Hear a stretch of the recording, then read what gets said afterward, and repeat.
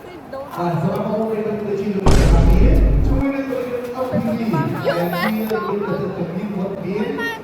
ជួយការស្វែងរកពីប្រទេសកម្ពុជាទៅទីប្រទេស How do we eat it? Bite it. Bite it. ជួយនឹងរូបរាងដ៏ទាន់សម័យរូបរាងដ៏ទាក់ទាញផ្ដល់ជូនជំនាញផ្នែកខាងក្នុងភូមិទលាដែលជួយក្នុងការអង្គុយធ្វើដំណើរប្រកបដោយផាសុខភាព7កៅអីតម្លៃដ៏ធំ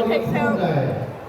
ជួយនឹងតម្លៃគឺលើកញ្ចក់វិនិច្ឆ័យតែម្ដងបងប្អូនអាចទៅឃើញហើយជួយនឹងរយន្តដល់ទៅដល់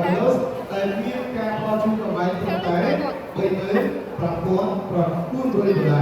ដែលជាតម្លៃដ៏សមរម្យទីបំផុតតែលោកមានការធ្វើការជ្រើសរើសស្វែងរកមួយជំរឿនរៀនប្រព័ន្ធដែលមានតម្លៃដ៏សមរម្យ